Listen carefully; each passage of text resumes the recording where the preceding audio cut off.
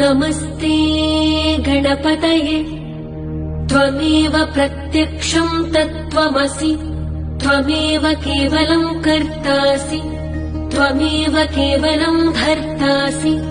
त्वमेव केवलं हर्तासि त्वमेव सर्वं खल्विदं ब्रह्मासि त्वं साक्षादात्मासि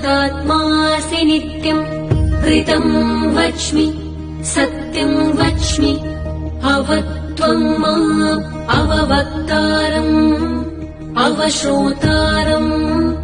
अवदातारम् अवधातारम् अवानोचारमवशिष्यम् अवपश्चातात् अवपुरस्तात् अवोत्तरातात् अवदक्षिणातात् अवचोर्ध्वातात् अवधरातात् सर्वतो मां पाहि पाहि समन्तात् त्वं वाङ्मयस्त्वं चिन्मय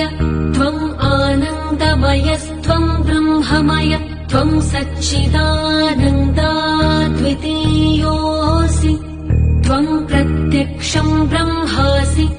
त्वं ज्ञानमयो विज्ञानमयोऽसि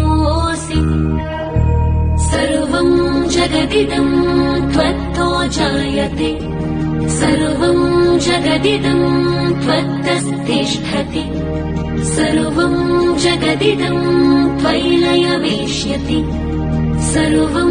जगदिदं त्वयि प्रत्येति त्वं भूमिरापो नलो निलो नभः त्वं चत्वारि वाक्पदानि त्वं गुणत्रयातीतः त्वं देहत्रयातीतः त्वं कालत्रयातीतः त्वं मूलाधारस्थितोऽसि नित्यम् त्वं शक्तित्रयात्मकः त्वां योगिनो ध्यायन्ति नित्यम् त्वं ब्रह्मा त्वं विष्णु त्वं रुद्र त्वं इन्द्र त्वं अग्नि त्वं वायु त्वं सूर्य त्वं चन्द्रमास्त्वं ब्रह्मभूर्भुवस्वरो गणादिं पूर्वमुच्चार्य वर्णादिं तदनन्तरम् अनुस्वार परतरः अर्धेन्दुलसितम् तारेण रुद्धम् एतत्तव मनुस्वरूपम् गकारः पूर्वरूपम् अकारो मध्यमरूपम् अनुस्वारश्चान्त्यरूपम् बिन्दुरुत्तररूपम् नादः सन्धानम् सहिता सन्धिः सैषा गणेशविद्या गणकर्षिः निच्छ्रुद्गायत्री छन्दः गणपतिर्देवता ॐ गं गणपतये नमः एकदन्ताय विद्महे वक्रतुण्डाय धीमहि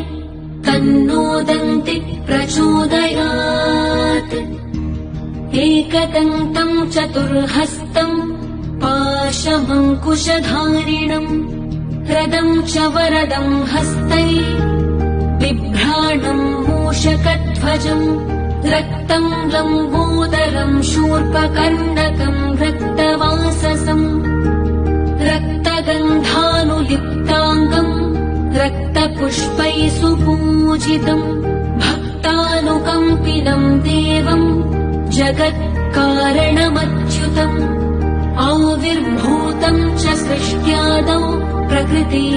पुरुषात् परम् एवं ध्यायति यो नित्यम् स योगी योगिनां वरः नमो व्रातपतये नमो गणपतये नमः प्रमथपतये नमस्ते अस्तु लम्बोदरायैकदन्ताय विघ्ननाशिने शिवसुताय